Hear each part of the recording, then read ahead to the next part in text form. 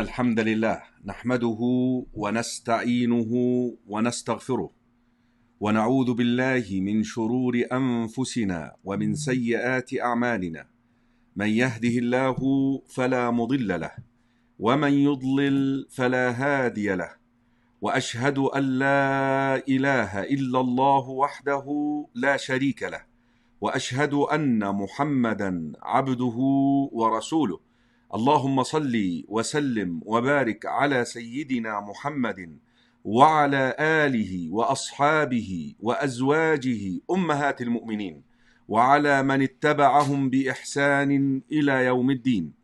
My dear respected brothers and sisters in Islam, Assalamu alaikum wa rahmatullahi wa barakatuh. I'm your host Karim Abu Zaid and I welcome you during these blessed nights of Ramadan, the last 10 nights of the month, Ask Imam Karim live show. And today we have a very, very special guest. Inshallah, he will be joining us momentarily. Our dear brother Daniel Haqiqatjou.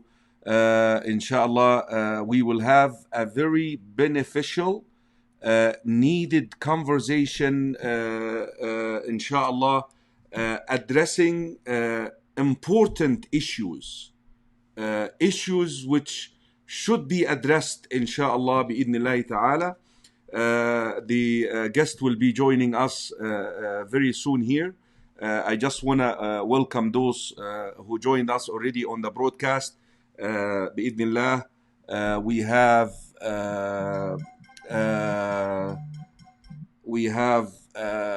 Al-Mahjoub from Pennsylvania, Bashir Qadi. If you can mention also your locality, please. Asufullah, he said he will come back after Salatul Tahajjud. Aba Bakr Muhammad, wa alaykum assalam wa rahmatullahi wa barakatuh. Muhammad Jalalul Haq, wa alaykum assalam from London, wa alaykum assalam wa rahmatullahi wa barakatuh. Our brother from Malaysia is back. How are you? We miss you. We haven't seen you in a while. Yani, wa alaykum assalam wa rahmatullahi wa barakatuh. Our brother is Sayrul. Welcome back, Sayrul. Abdul Qadir Al-Albani, we welcome you, brother Abdul Qadir.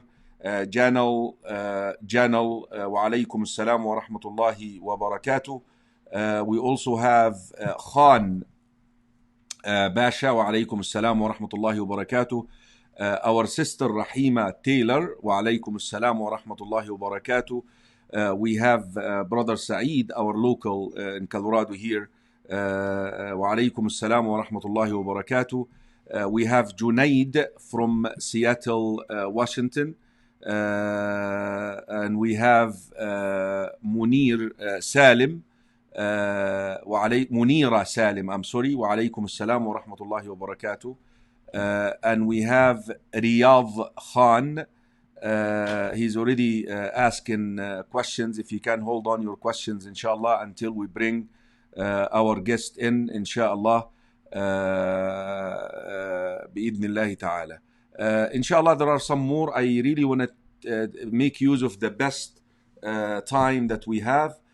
Brothers and sisters in Islam, the phone is shown on the screen. The phone is shown on the screen. 303-500-5101. You can always call us. We'll take your call. You can post your question, your comment online using the Facebook comment section or the chat on the YouTube channel bi'idhnillahi ta'ala, my dear respected brothers and sisters in Islam. With this, inshallah, let me bring in our dear brother Daniel Haqiqatjou with us live, and then we'll go from there, inshallah.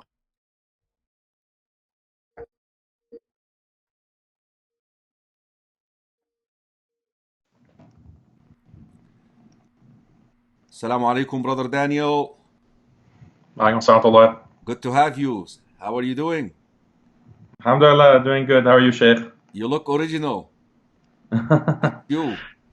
Yeah, alhamdulillah. Inshallah. Let me bring you into our broadcast so everybody can see you, inshallah. Then we're ready to go, bi'idhnillahi ta'ala.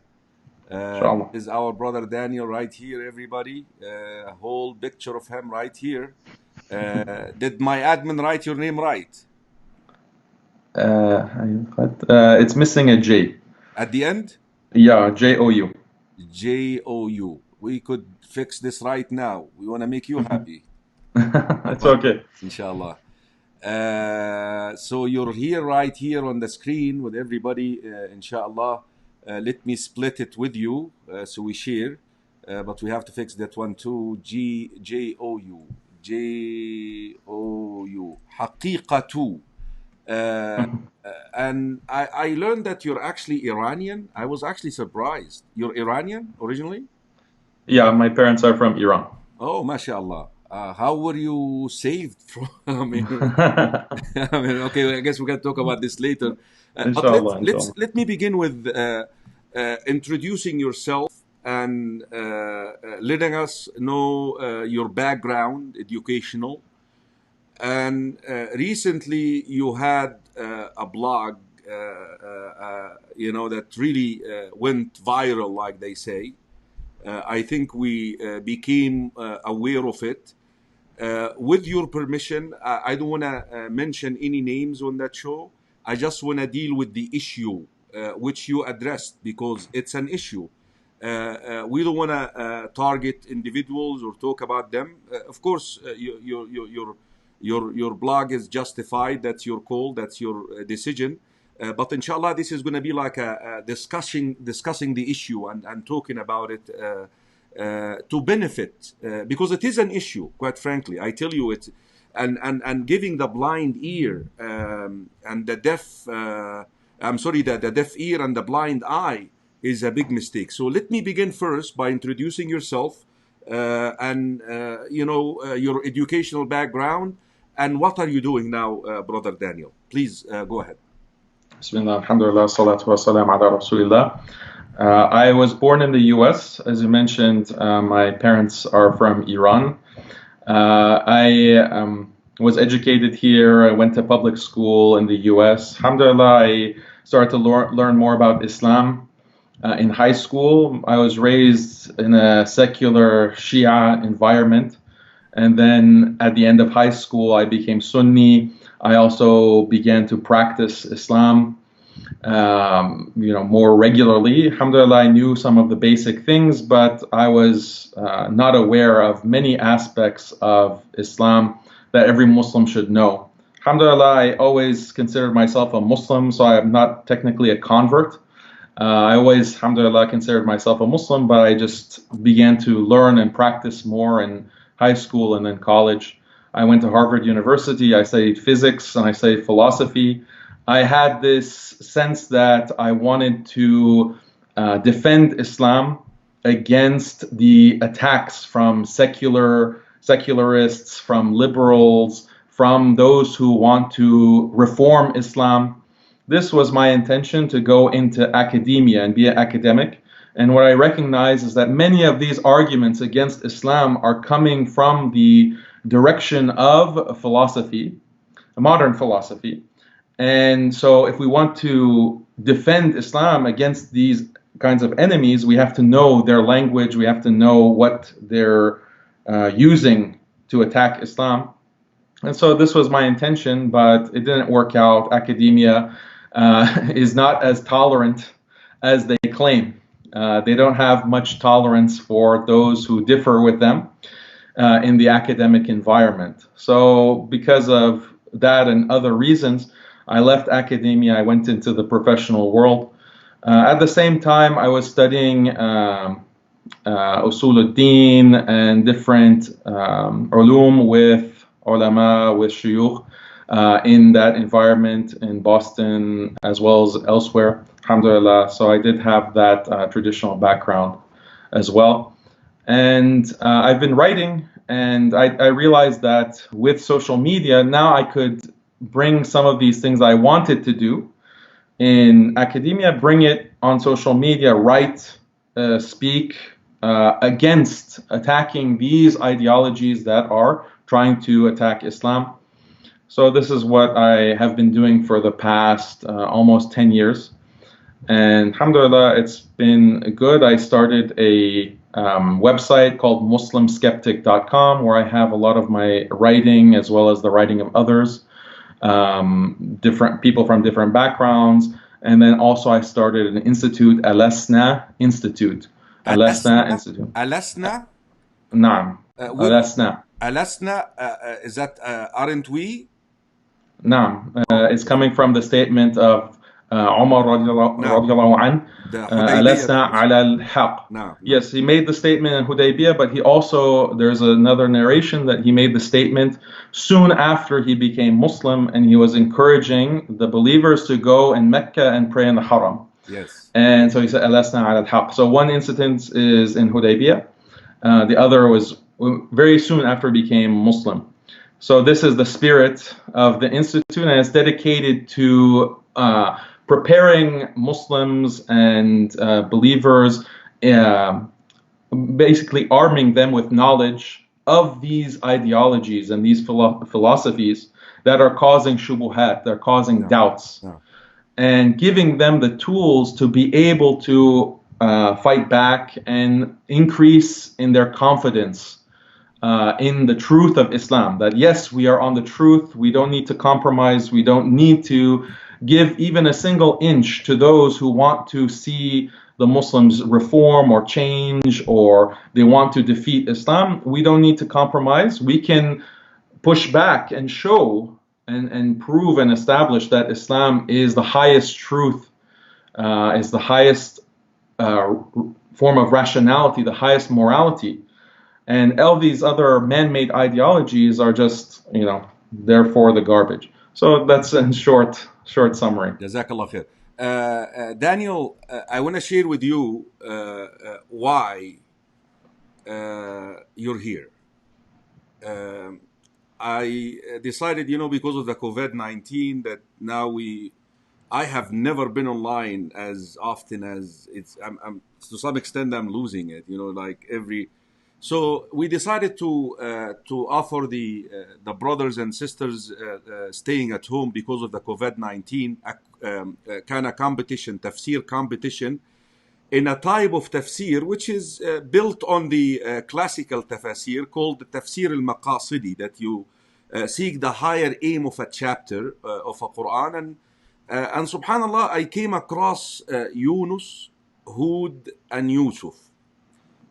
This is chapter 10, chapter 11, chapter 12. That is their order in the Mus'haf, also their order in the Revelation as well. We know that some of the Quran, the order of the descending is different to the order of the Mus'haf. It happened that Yunus, Hud, and Yusuf had the same order in both, and they were revealed one after another during the time of the weakness, the top of the line of the weakness, post the year of grief, which is known in the seerah after the death of Abi Talib, and also of Khadija radiyallahu anha, our mother. The higher aims of these three chapters, that's what I presented, is as follows. Don't despair like Yunus, even though we say this in a respectful way without insulting the messenger, because the Prophet warned us against this, and he said, none of you should say that I'm better than Yunus. And then came in Hud. Hud, do not compromise. If you read that surah carefully, do not give in because you're weak. Do not compromise the tenets of your religion. And with your permission, this is probably the longest time I'm going to take talking, because you're supposed to be talking here.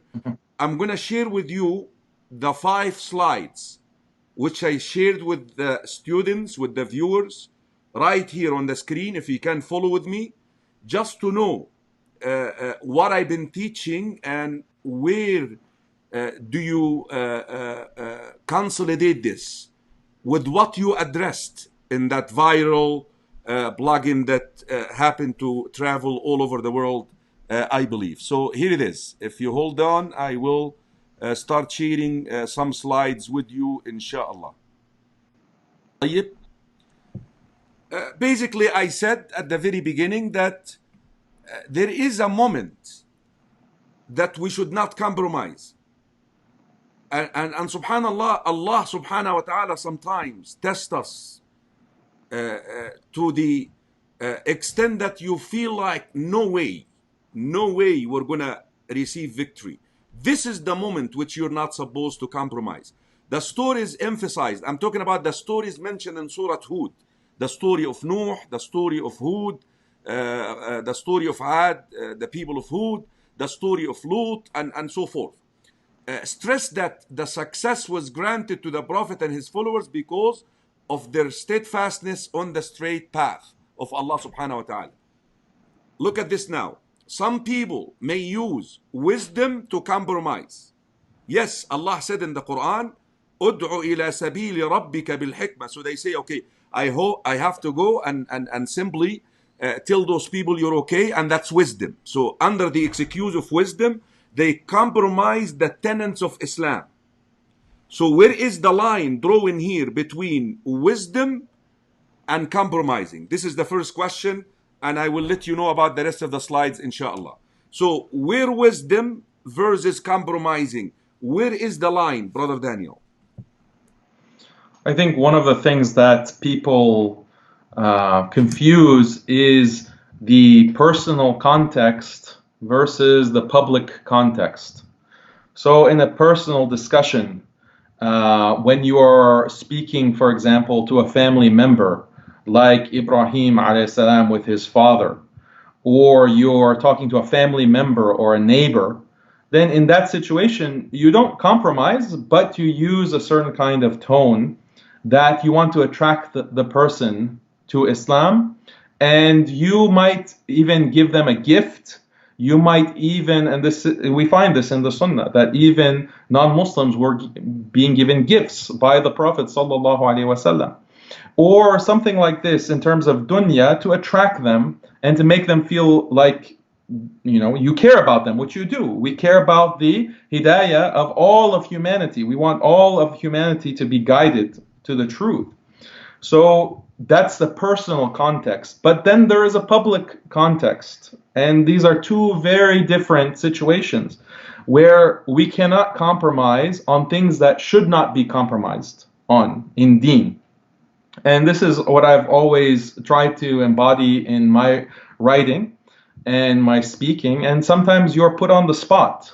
And the thing is that those who want to attack Islam publicly, they know exactly which buttons to press. They know which things are the most in this day and age because of how the sicknesses in the mind and the heart that have been spread.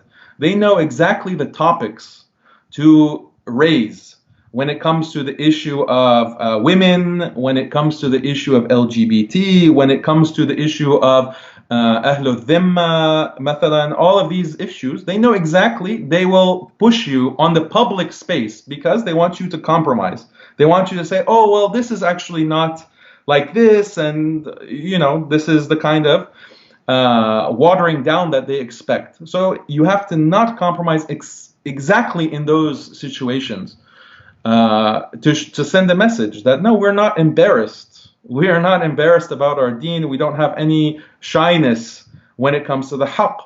But we want to show you and teach you because this is what we are required to do. If we're calling to sabili rabbik bil hikmah wal maw'izatil hasana, then we have to have hikmah and wisdom, but that doesn't mean watering things down or compromising or changing and playing, only teaching part of the book and then hiding part of it because we don't want to be politically incorrect.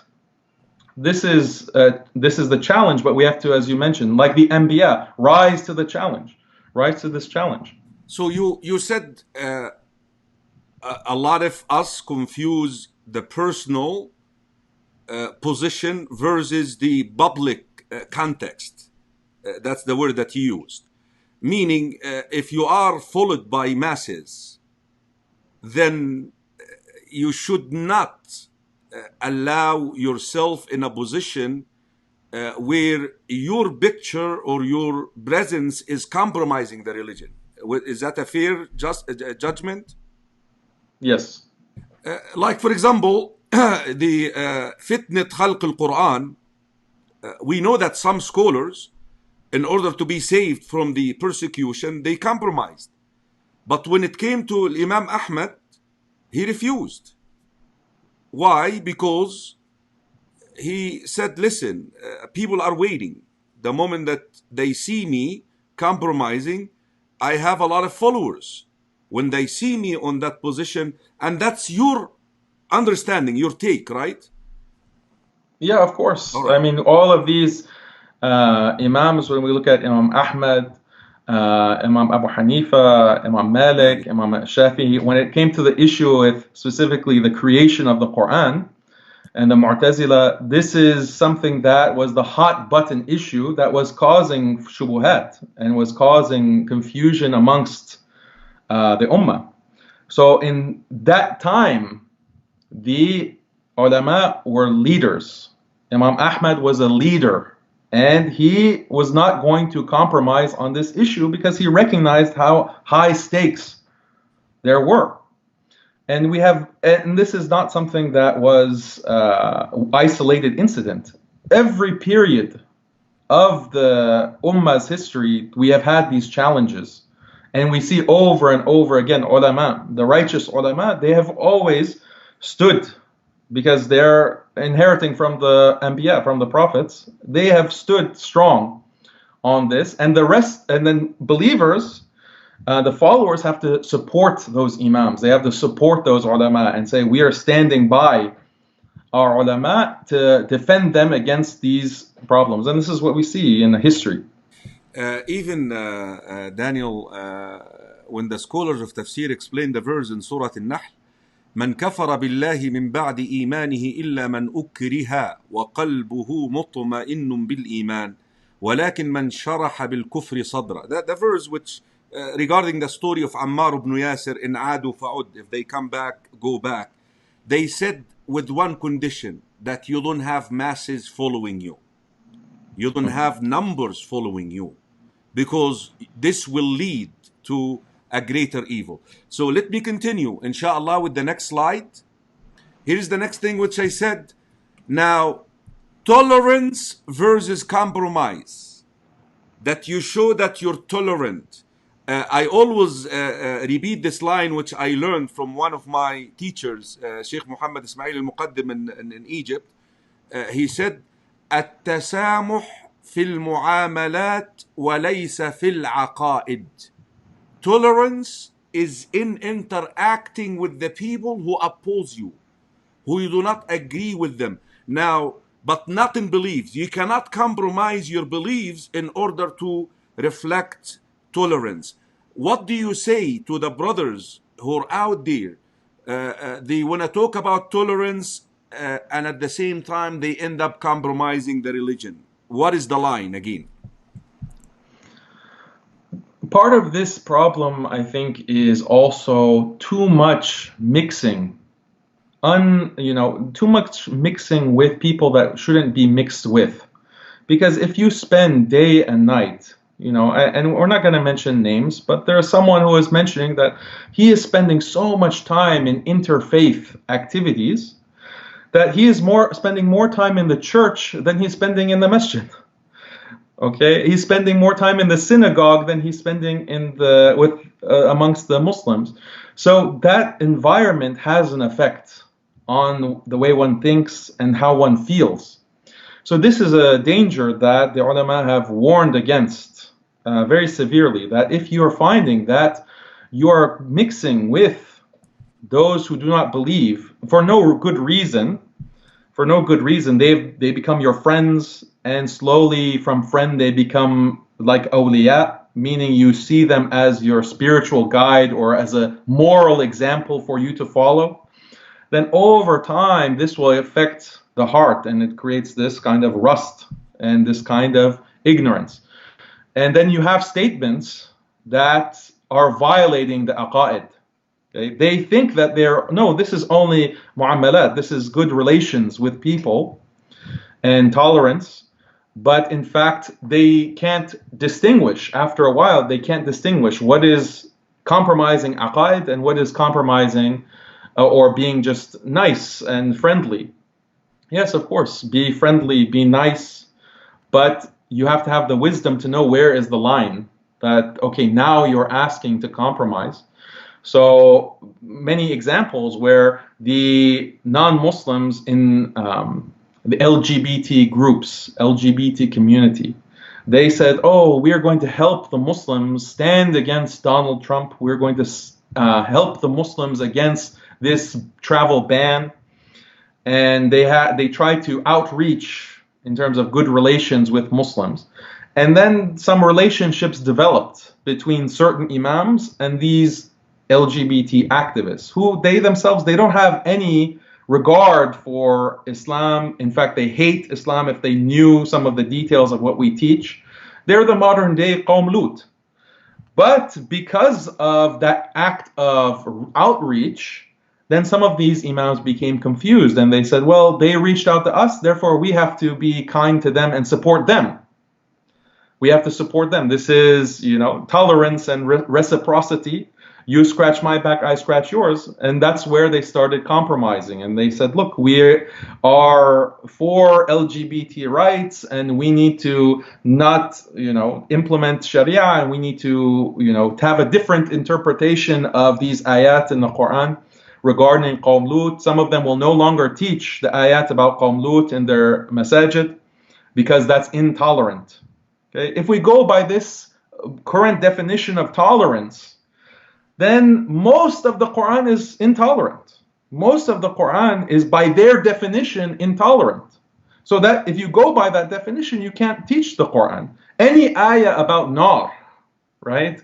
Any ayah that uses the word kufr or kuffar or al-kafirun, any ayah that is mentioning about Ahlul Kitab, all of these ayat are intolerant. So then you're not going to teach them?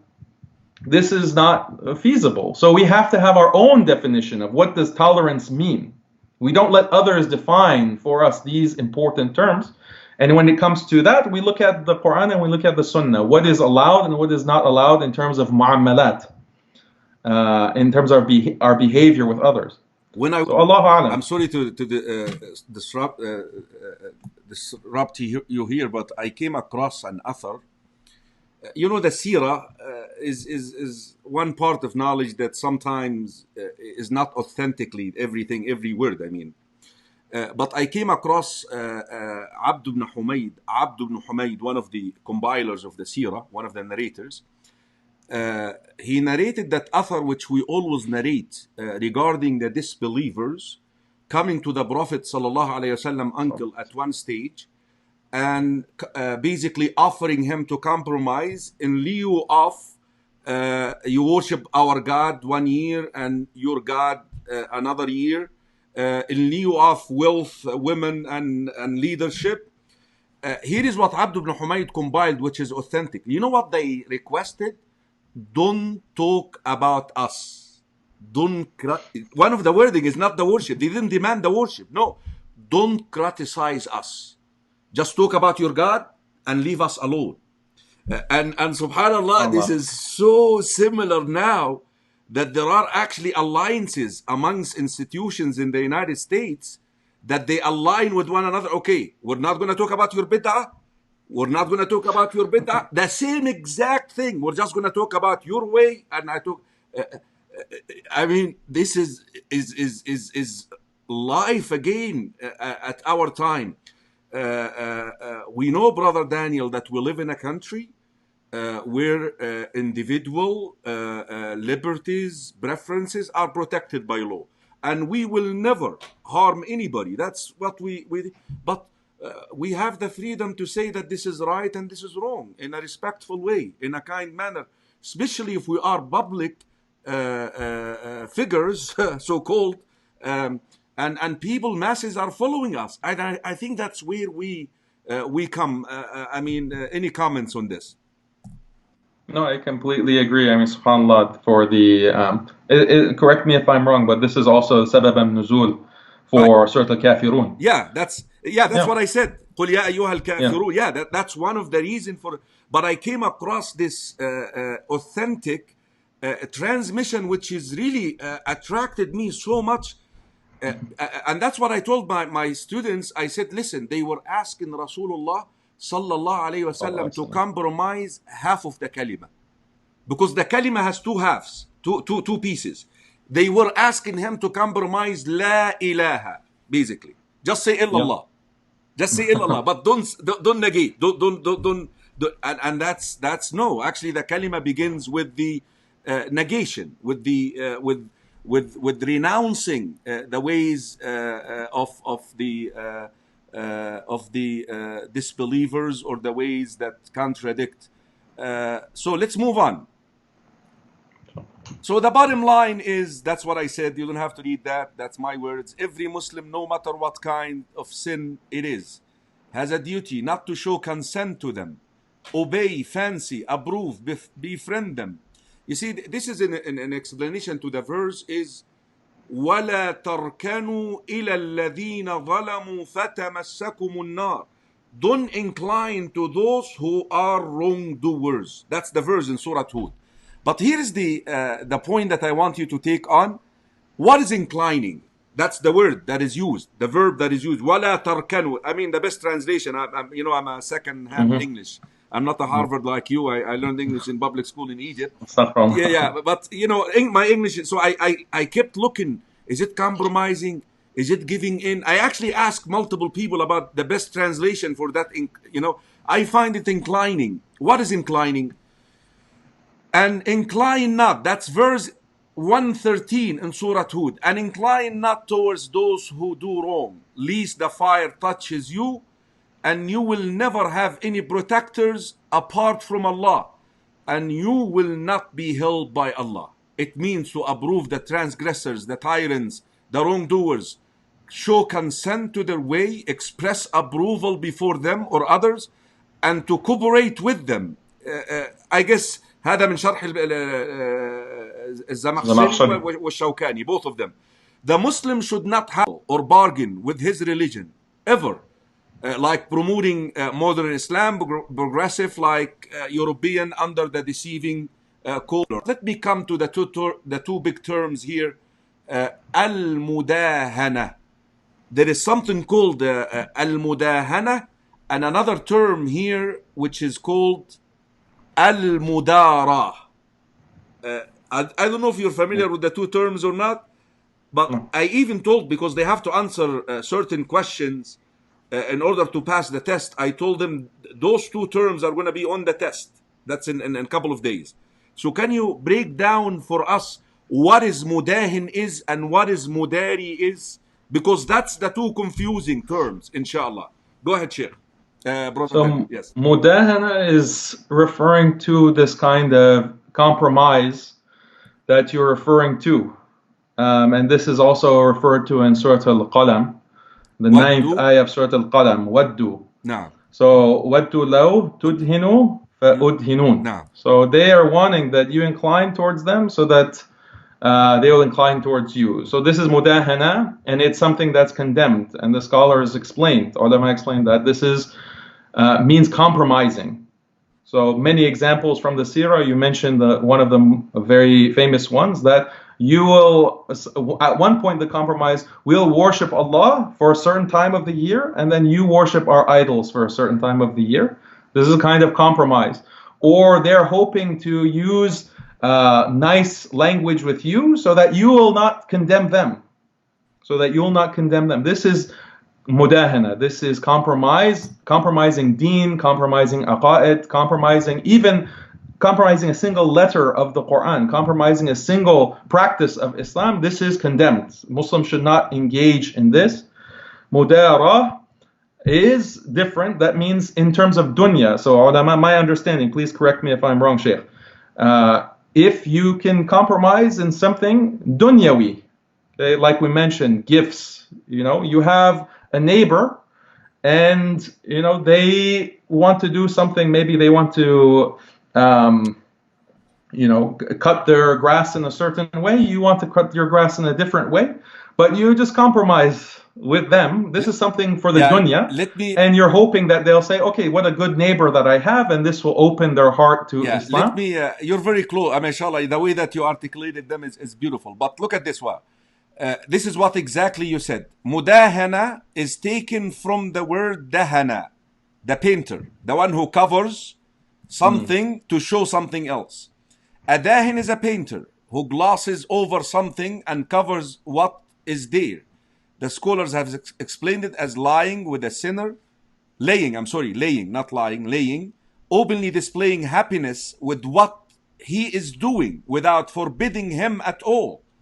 Mudahana is haram because it is relinquishing something of the religion to please the disbelievers. This is the Ahlul Bid'ah, taking that statement from Ahlul Bid'ah. Mudara, here it is being kind with the ignorant in order to teach him being kind to the sinner, in order to forbid what he is doing without being harsh, so that he does not expose what he does, and forbidding him with gentle speech and action, especially if he is a companion. This is what is Imam al-Hafiz ibn Hajar mentioned في فتح الباري. Of course, mudara is to repel some evil without relinquishing the religion. So this is those are the two terms. بإذن الله تعالى. I don't know if you want to add anything else, because we want to go into another area now. I'm done with that section. If you want to add anything else, but I think it's very important to explain to the viewers, brothers and sisters in Islam, in no way, when we speak out, because we love the brothers, and we think they are very well intended and they have good intention. But subhanallah, I always use hadith of Nu'man ibn Bashir, brother Daniel, the hadith regarding the people who got on a ship, and some of them ended up in the upper deck and the others in the lower deck. And the people in the lower deck, they had a very good intention. They didn't want to bother the people in the upper deck. They didn't want to do that. So they said, you know what? We're going to dig a hole in the lower deck so that, we don't bother our brothers upstairs. That's exactly the way it is. Now, if we do not speak out, if we do not show the truth, regardless, then we're all going to drown. And Allah will bring other people who will stand for the truth, inshallah. I don't know if you want to add anything to that section of discussion. It's up to you, but I want to move to another part, inshallah, but it's your call here, inshallah. Barakallahu feekum, please. All right. Let me ask you about how did you figure out the Shia thing from the Sunni thing? I mean, أهل السنة والجماعة لا يكفرون عوام الشيعة. That's the people of Sunnah wa Jama'ah. They do not label the laymen of the Shia to be kuffar. We don't do that. Because they are guilty. I'm sorry, they are victims, not guilty. Victims of faulty interpretation. لأنهم they sat in front of their imams. Now, how did you end up getting rid of these faulty interpretation and found your way to Ahlul Sunnah wal Jama'ah? We ask Allah that we belong to them, Ya Rabbil Alameen. Ameen, Ya Allah. So the beginning was, as I mentioned, in high school, I had found some good Muslim friends. They were Sunni. And some of them, mashallah, are Hafid of the Quran and good practicing brothers. And they started Salat al-Jumu'ah for the students to have an opportunity to pray, because it was far from the closest masjid in school. And at that time, I had no exposure to Salat al-Jumu'ah, but I considered myself a strong Shia. But I thought, look, this is an opportunity to learn. And so I would go to their meetings. This is an MSA. I'd go to Salat al-Jumu'ah. But for 3 years of that high school is 4 years. For 3 years, I considered myself Shia. But then they didn't approach me and say, oh, you're Shia, you need to do this and that, you're wrong and that. They left me be, basically. But then I began to read more about Shia. I started reading certain books. what I had been exposed to is many of the Shia were attacking Sunnis, and they were citing Sahih Bukhari, oh, have you seen this hadith? Citing Sahih Muslim, oh, have you seen this hadith? Just criticizing Sunnis by attacking these books. But then the question that I had as a Shia was, well, if these are the books of the Sunnis, Sahih Bukhari, Sahih Muslim, what is the Shia version? What is the Shia analog or equivalent of these books? And I'd ask them, and they say, oh, we don't know. So they knew more about the Sunni books than they knew about the Shia books. But I began, to read. There's Nahj al-Balagha, for example. There is Al-Kafi is one of their major collections. Yeah. And then I was reading things that shocked me, that very, shocking things found in these books. One of the things in Nahj al-Balagha, for example, they're claiming the sermons and the statements of Ali, radiallahu anhu, and over and over and over again, he is saying Quran and Sunnah, Quran and Sunnah, Quran and Sunnah. So this is in their books, and he's emphasizing the importance of Sunnah to such a high extent. So this kind of made me start thinking about that. And then when I would read Al-Kafi, and shocking statements about the Quran is incomplete, and Jibreel alayhi salam would continue to bring wahi after the Prophet ﷺ had passed away, and on, many narrations like this. I was shocked. So I went to a Shia scholar and I said, look, this is considered the most authentic book collection of Athar, Hadith that Shias have, that we have. So why are all these statements like this in the most authentic? And he said, oh, these are not authentic. That was his quick response. Without even going into it, he just quickly said these are not authentic. So if this is the most authentic book and it's filled with these fabrications and huge lies against the Quran, against Jibreel, against the Prophet ﷺ, against Fatima, then this is very shocking. And that was the first steps that slowly led me to just realize the truth of the matter. Alhamdulillah. How did your family take it, by the way? So my family, my immediate family, they're not very practicing themselves. They're more secular. So they had more issue with me becoming practicing than me becoming Sunni. So the most debate in our house is about this, is about lihya. This is the biggest debate. Not about Al-Kafi, Al-Bukhari and all these issues. That's why I always say that we have more Islamophobia in the Muslim world than the non-Muslim world, unfortunately. Yeah, I know. Yeah. Alhamdulillah. Well, welcome home, brother. May Allah subhanahu wa ta'ala keep us steadfast, Ya Rabb al-Alameen. Ameen, Ya Rabb. طيب, we come to the talk of the time, COVID-19.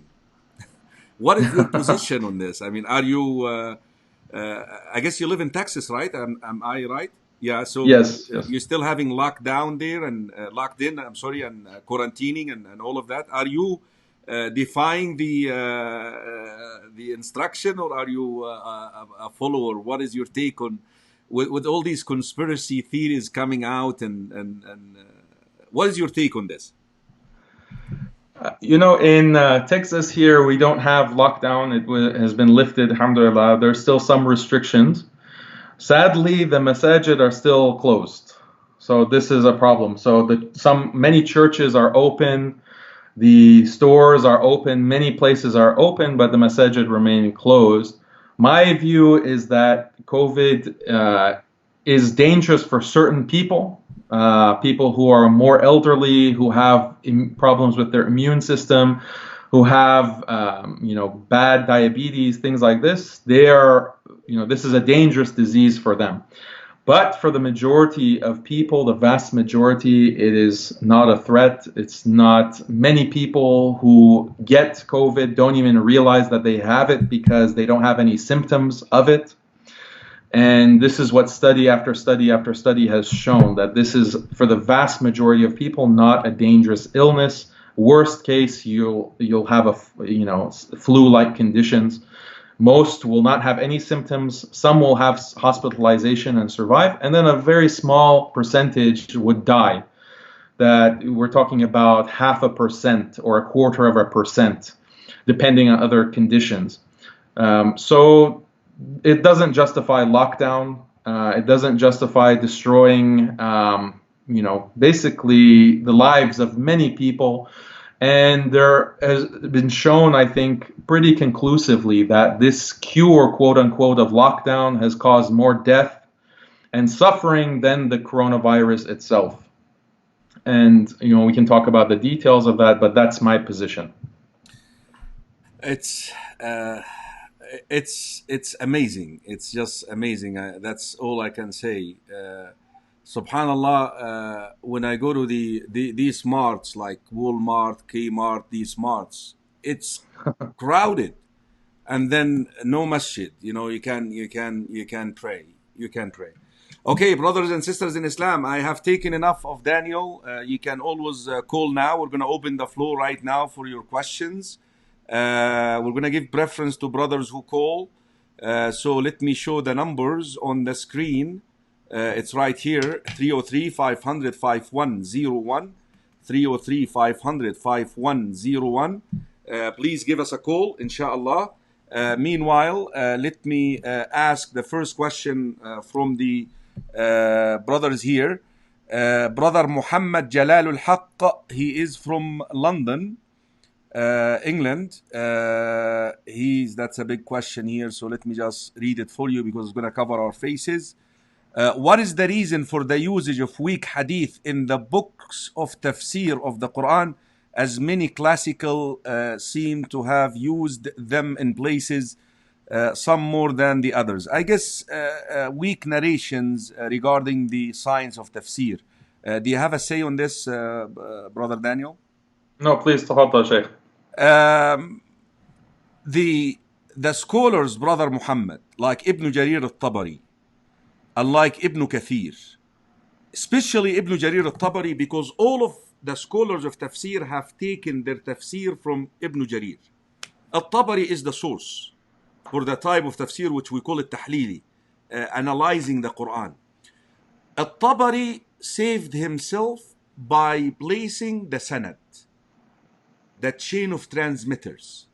And when you do that, you're not lying. If I tell you that I heard that statement from so and so, now it is your job to verify. And that's what the recent scholars, experts of hadith, started doing. What they started doing, they started looking at these ahadith or these athar and look at the chain of transmitters, and they started weakening and tahseen and so forth. Assalamu alaikum wa rahmatullahi wa barakatuh. Assalamu alaikum. Wa rahmatullahi wa barakatuh, Sheikh. Brother, I'm calling from California and my name is Lucas. Sheikh Karim, I don't have any question at the moment, but I have one suggestion. I know the masjid needs help. The same way that you put the phone number in the front of your screen, could you please put the website that we can donate? So if it's in the front of us while we're watching your video, it's more beneficial, so we can do our donate at the same time. Inshallah. Alhamdulillah, we as a Muslims, when we turn off the audio or video, we forget to donate or we forget to do our stuff. So inshallah, I'll be the one that, in the memory of my grandma, I'll do as much as I can do to your masjid, inshallah. Jazakallah khairan, but I will do this later. I would like to do this in presence of my guests. So this way, I that's my, without actually talking to them before it. But inshallah, I promise you, dear sister, may Allah reward you, that inshallah I will do this after our guest is done, inshallah, bi'idhnillahi ta'ala. I like to do that. Assalamu alaikum wa rahmatullahi wa barakatuh. وعليكم السلام ورحمة الله وبركاته شيخ. This is Abdul Qadir from St. Louis, Missouri. Okay, brother Abdul Qadir, St. Louis, Missouri. What is your question, Abdul Qadir? Alhamdulillah, Abdul Qadir. Allah Barak fikum. First of all, pleasure to see the brother Daniel. Haqiqatjou. My question is very technical. What is the difference between, or their similarities are more, their differences Al-Maghrib Institute and the Yaqeen Institute? Are they twins or are they different? Abdul Qadir, we don't want to call any names, but inshallah we'll answer your question. What about that? Assalamu alaikum wa rahmatullahi wa barakatuh. Caller? Wa alaikum salam wa rahmatullahi wa barakatuh, Sheikh. Yes. Daniel, can you hear the callers or no? Yes, I can. Okay, Jazakallah khair. Dear sister, name and state and your question, please. My name is Maryam and I'm calling from Florida. Okay, Sister Maryam, what is your question tonight? Tonight. I guess tonight here in Florida. Today is in Denver. I have two questions, Sheikh. The first question is, if I haven't memorized the Quran like a surah, and I'm praying, like, let's say, tahajjud, can I read it directly from the Quran? The answer is yes. I'm going to answer this, but use maybe a medium. Like, it's better to use like an iPhone, one of these phones, one of these smartphones. But make sure that you mute it, like put it on airplane mode so that you don't receive messages as you pray, inshallah. Yeah, you can. Definitely. We have Athar Aisha that you may read from the Mus'haf, inshallah. What is your second question, Sister Maryam? My second question is, if you miss an arkan of the salah, not because I know when you miss a sunnah part of the salah, you do sajdatul sahwi at the end. But what do you do if you miss, let's say, a second sajda or something like that, like the arkan of the salah? Got you. I will answer you, inshallah. Assalamu alaikum wa rahmatullahi wa barakatuh. Wa alaikum assalam wa rahmatullahi wa barakatuh. Yes, name, state, and question, please. Tara Maria Tos. I live in Colorado, originally from Florida. Yes, Sister Tara. So my question is pertaining more to Dawah with regards to my family. So first I want to say thank you so much for bringing Brother Daniel on. I had watched previously his lectures and talks with Brother Litham there in Orange Park in Florida, where I went to school. So I wanted to say here, I'm Hungarian American. And, in the United States, we're not generally permitted to say anything socially like you mind your own business and I mind my own business. That's the kind of concept we were raised with here. And what I'd like to say, though, is that, when I visit with my family, and now I'm in Colorado, as you know, everyone in my family is part of their culture, being Hungarian especially. They drink to the point of intoxication, especially with family members. And inevitably, someone starts to pressure me, please be like you were before. And another one of my parents uses very foul cursing language and starts cursing the Prophet sallallahu alaihi wasallam. I've spoken with a couple of students of knowledge, and one of them, of course, from Saudi, says don't sit with your family when they drink. They're intoxicated. They're committing zina. There's no mahrams, and you're free mixing. And another one, says, how are you going to give your family dawah if you refuse to sit with them? So I want to find out what's the middle ground, if there is a middle ground, but how can I call them to Islam in the best, in the best way? Clear, Sister Tara. We got it. Clear, Sister Tara.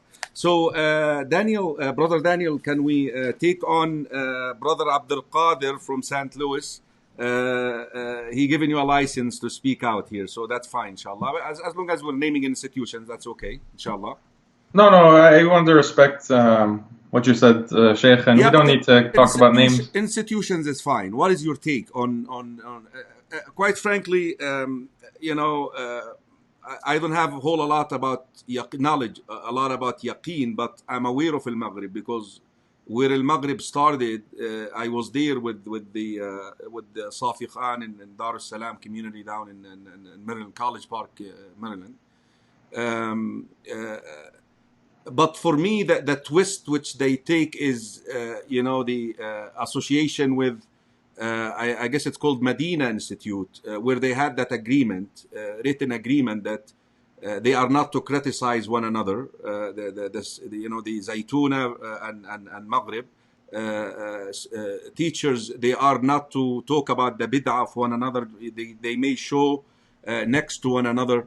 I mean, what is your take on this? Is it something that, in the area where we addressing?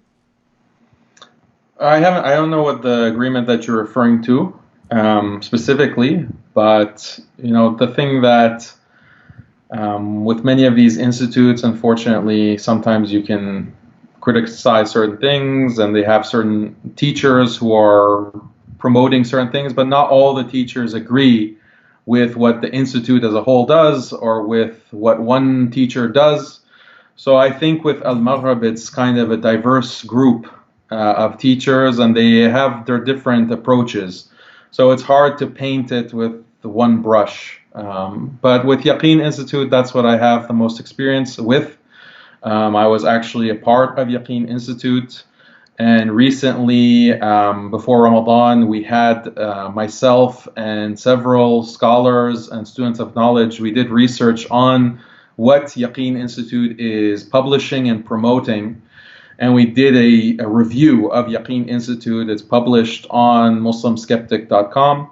And we found, very shocking things and the kinds of things that they're teaching that is very problematic, that they are spreading. And when it comes to an attitude of compromise and, watering things down, this is exactly what we find in much of their material. So if someone is interested, I don't want to take over Sheikh's program with talking about this, but they can, and we had no plan to talk about it, but the caller asked, and it's a live show.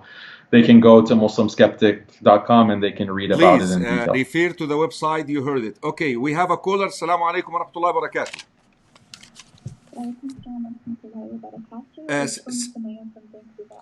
Yes, Sister Sumaya, Vancouver. What is your question tonight? My question is for Brother Daniel. I am intending to enroll with Al-Asma, so I'm not sure if you're... Sister, I'm sorry. I'm not asking you to speak louder for any other reason but to hear you. Can you make us hear you?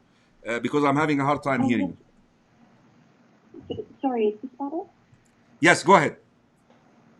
Okay, sorry. So, Brother Daniel, I'm enrolling in Al-Asma, inshallah, so I'm not sure if you'll be covering this in your courses. But at what age and in what context do we discuss LGBT with our children? Thank you. Jazakallah khairah. So the sister is enrolling in your courses with Al-Asna, the institute, and she's asking a question, and then we're going to take Sister Tara's, the Hungarian Muslim, revert next, inshallah.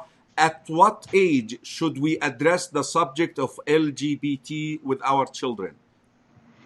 So LGBT, you have to start preparing them as soon as they can talk, basically, the children. And how do you do this?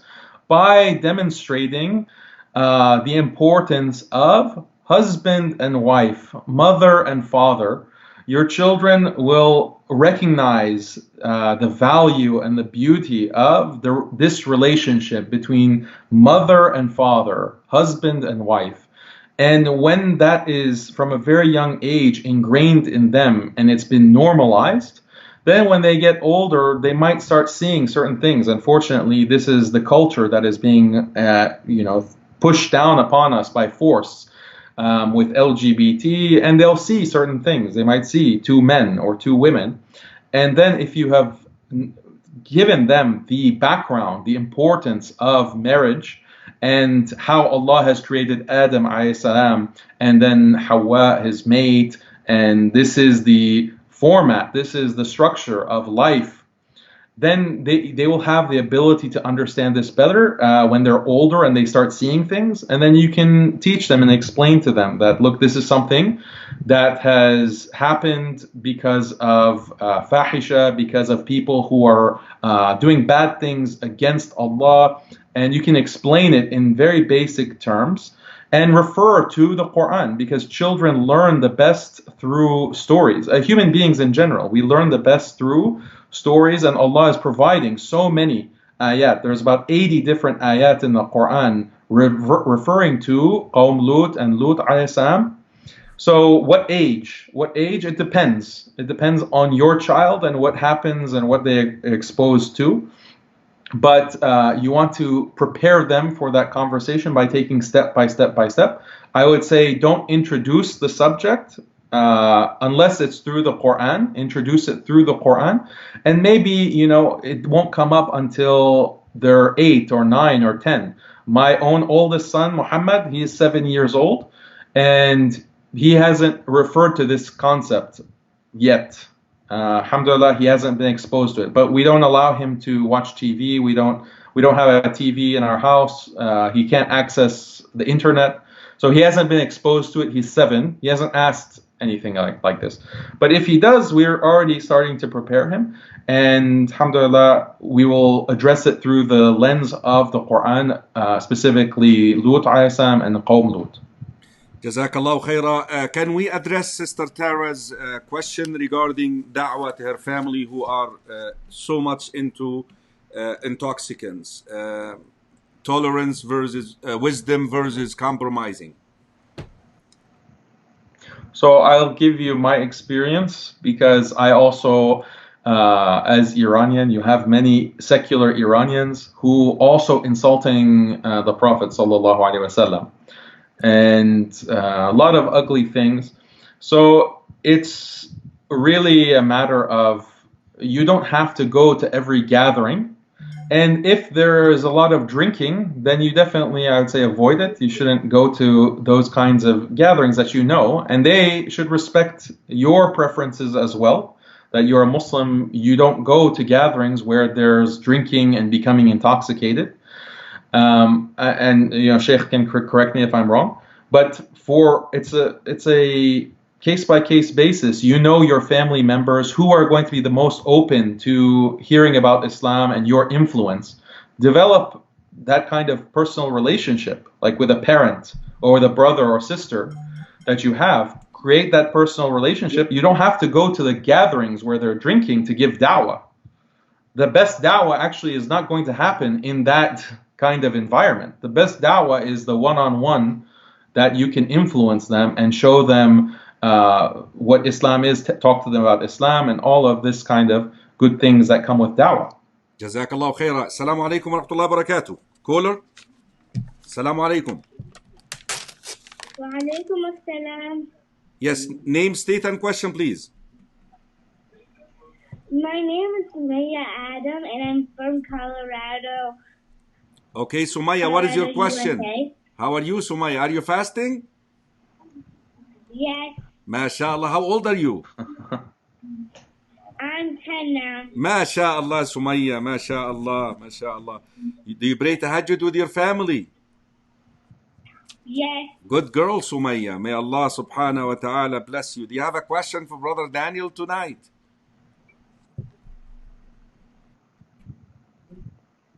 Yes? No? Do you have a question, Sumaya? yes. What? It's from Surah Baqarah, Okay. ayah 40. Okay. وبقية مما ترك آل موسى وآل هارون تحمله الملائكة Sumaya, إن في ذلك. Sumaya, Yes? are you trying to ask a question or you want to recite Quran to me? Question. The question is from this ayah. Okay. What was the leftover from Prophet Musa and Prophet Harun? Okay. Jazakallah khairan, Sumaya. So Sumaya is asking regarding the verse in Surah Al-Baqarah, Brother Daniel, the story of Talut and Jalut.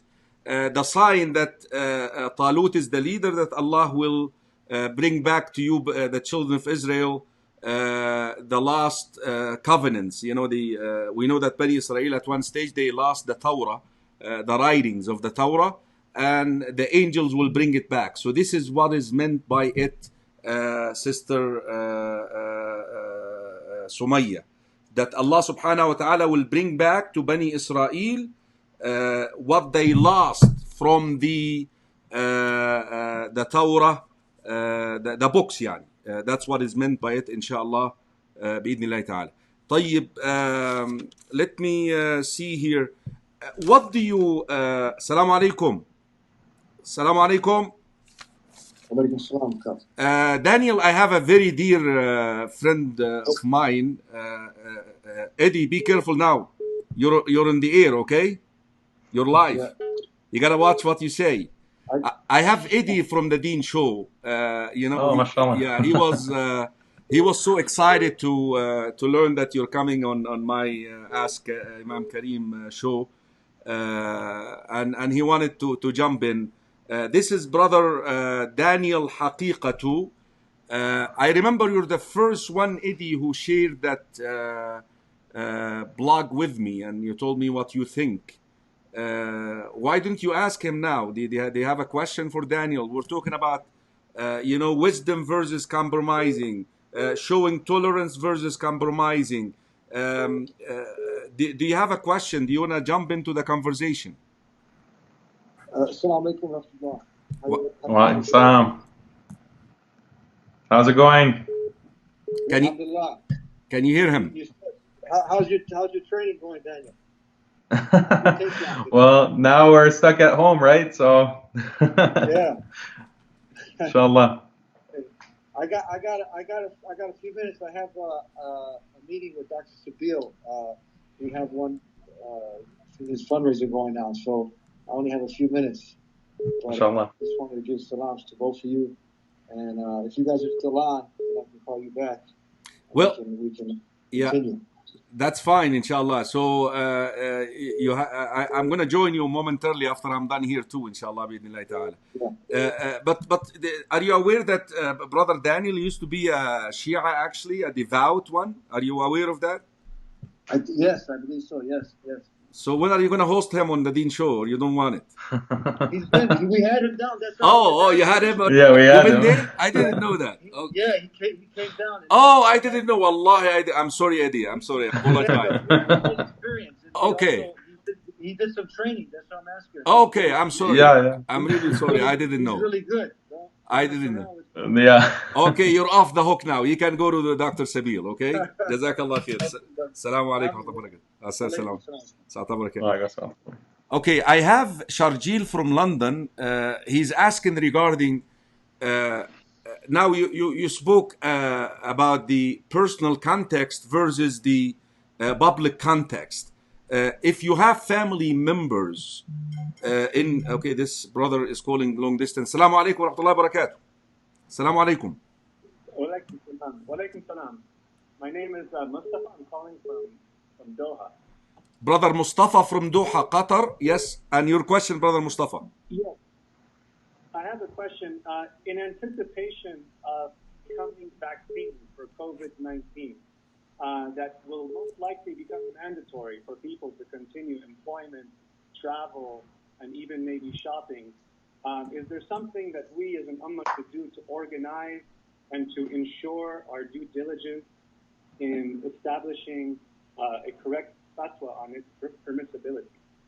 So you're talking about dealing with future consequences of the COVID-19 situation. That's your question? Yes, specifically with regards to the vaccine that they're talking about and how we can probably expect it to become at some point required or mandatory for many people to keep their jobs or to fly. And considering the contents of the vaccines and chemicals and certain, human cells in them, is there something we should do to do a due diligence? I think both of us got the essence of your question. Jazakallah khairan, brother Mahmoud, for calling all the way and bringing up such a sensitive subject. Really, vaccination has been the talk also. The substances. Now they may make it a condition upon you to get a job that you must be vaccinated. How can we respond to that, Daniel? How can we prepare for that?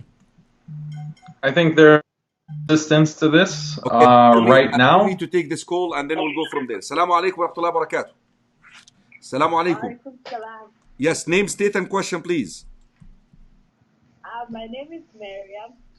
I have a question about red wine vinegar, if we can cook with it. Red wine vinegar? Red wine vinegar.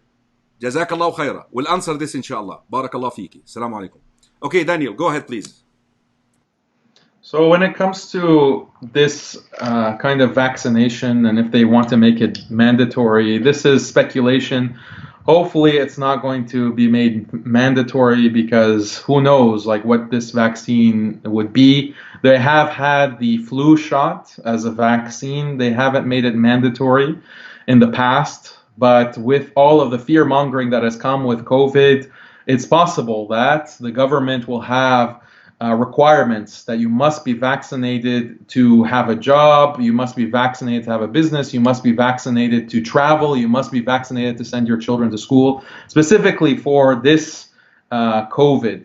And right now there are a lot of people who they are fine with vaccines generally, but they are very suspicious of this kind of vaccine that they're rushing to make mandatory.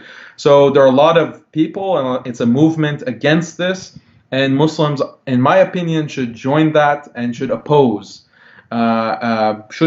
these kinds of restrictions and impositions that the governments are forcing on people. If we just stay quiet and we do not raise our voice now, then we're not going to have the opportunity to raise our voice later. We are already seeing mass censorship on social media platforms and the internet generally, that anyone who speaks anything contrary to government mandates will be silenced and will be shut down and censored on the basis of opposing public health. So Muslims have to be very aware and clear on what is happening. This closing masajid and dictating to Muslims when you can pray, when you can have Salat al-Jumu'ah, when you can have Taraweeh, when you can have Hajj or Umrah. If you want these governments to dictate how Muslims practice even the basic things like Salah, then stay silent. Don't raise your voice, just accept, agree with whatever they say. That's going to be the future, unless Muslims stand up and say, no, enough is enough is enough. We have our own. Look at the source of. Look at the comments here. What can we do in these situations where the imams are working hard to keep the masajid closed? Subhanallah, it's shocking. It's shocking. Can I tell you something very interesting?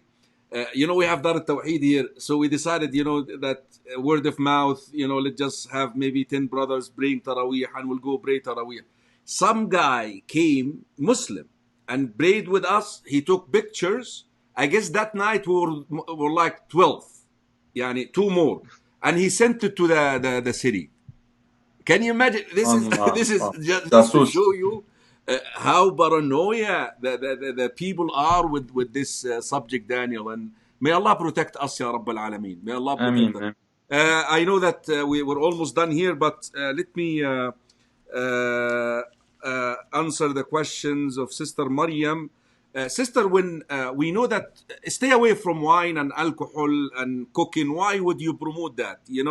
But we know that when it is cooked to a certain degree, the intoxicant substance goes away. But stay away from it. This is the best way. But Sheikh, red wine vinegar, I think, is just vinegar.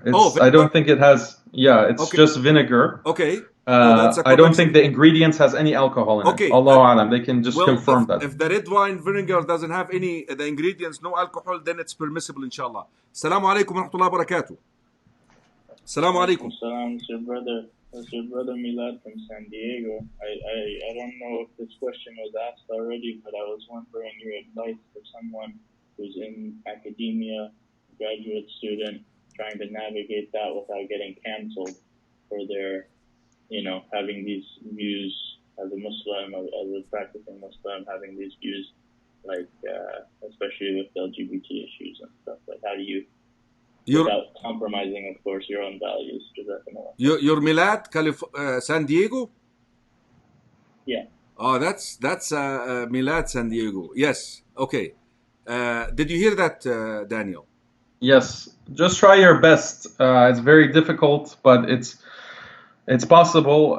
If you're in academia and you're a college student or you're a graduate student, you don't have to promote LGBT. You don't have, at least not yet. Hopefully it won't ever be the situation that you have to wear a rainbow flag if you want to be in the university.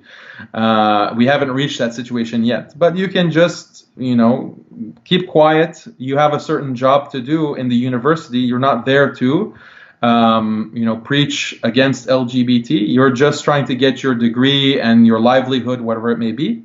But never compromise your beliefs and never be in a situation where you have to accept or promote. If they're forcing you to do that, then you can claim that this is contrary to my beliefs.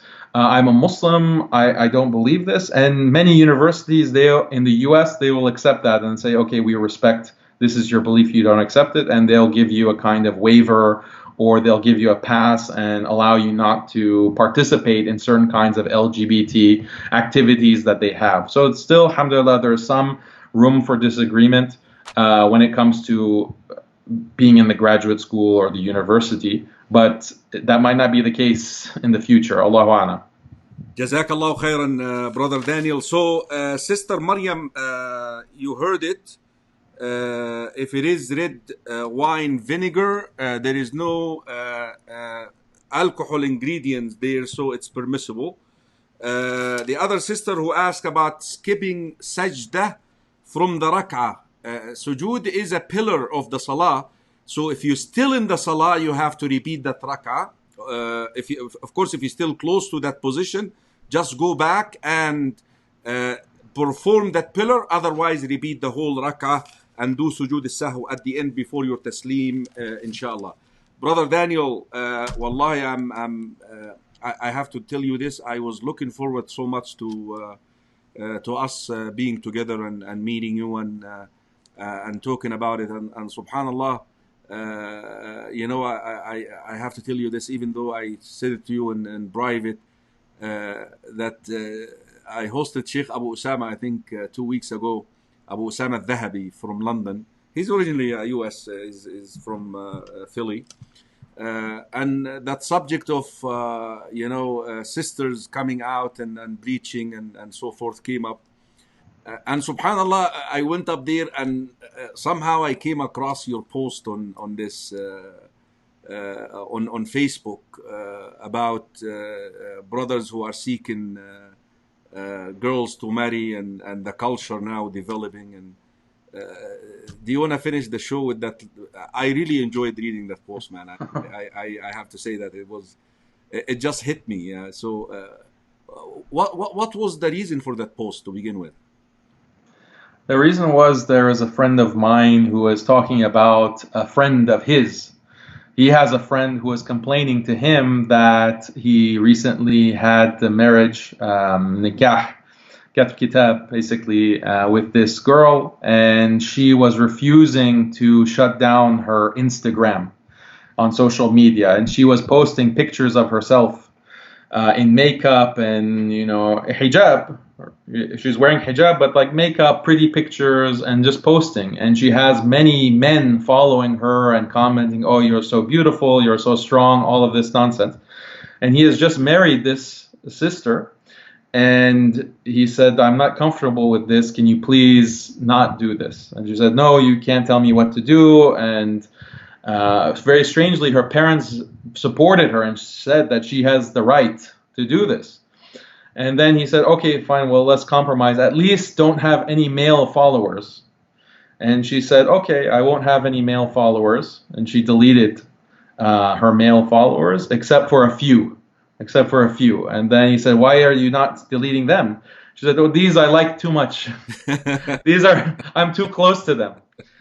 So my friend is telling me this, I'm just shocked. I'm so shocked. And this is someone who is supposed to be the sister. He married her because he thought that she was religious and mutadayyana and good sister, but then found out about these things after the fact.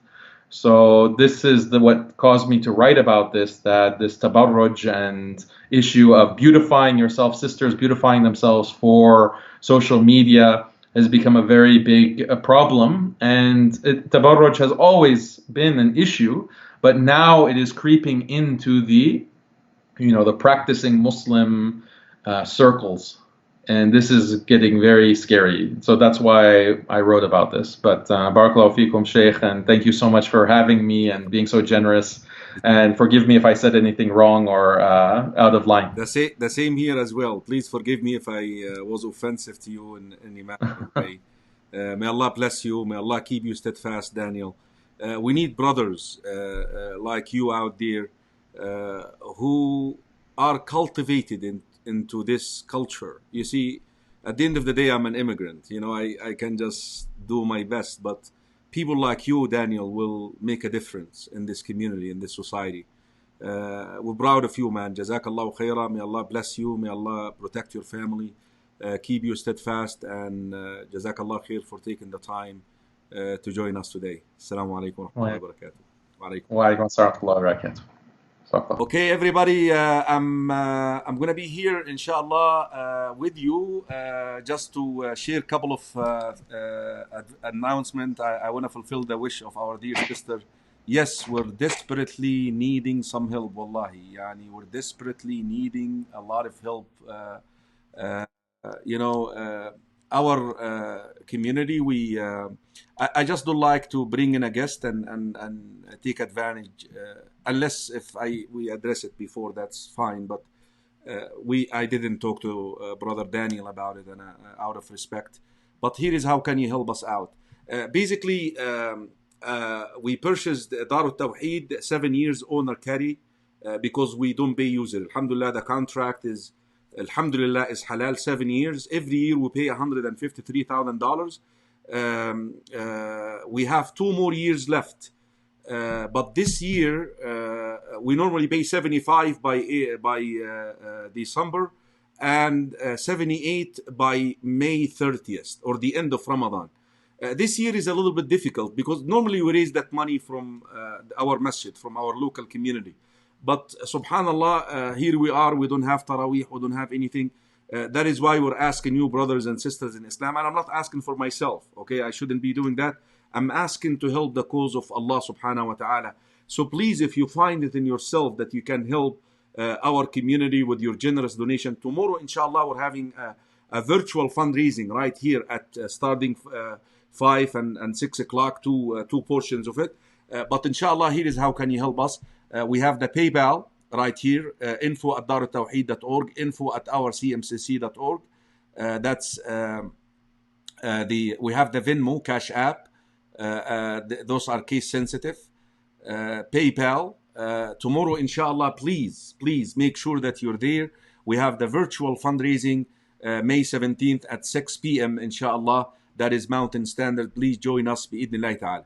Bi'idhnillah, once we're done with the tomorrow, we're gonna do Surah Yusuf, and then I will give you information on the test on Monday. Monday is the information on the test, inshallah. But tomorrow, inshallah, we're gonna do Surah Yusuf before we begin the fundraising at 6 o'clock, bi'idhnillahi ta'ala. So please, brothers and sisters in Islam, so far, alhamdulillah, we raised $15,000. We made a target of $100,000, $15,000. Really, the $78,000 is our goal, but we thought maybe we can add some of the expenses there. So whatever you can do just to bring that target down, may Allah bless you. Rasul sallallahu alaihi wasallam used to be the most generous of all people, and his generosity would increase in Ramadan. So we're expecting your sadaqah, especially on behalf of family members who passed away. So here is how you can donate, inshallah, Venmo, but PayPal is the ideal. And there is a link under each video on YouTube, a link under each video in YouTube. Please use it to donate as well, bi'idhnillahi ta'ala. Jazakumullahu khairah, my dear respected brothers and sisters in Islam. I love you all for the sake of Allah, and may Allah subhanahu wa ta'ala bless you, keep you safe and sound.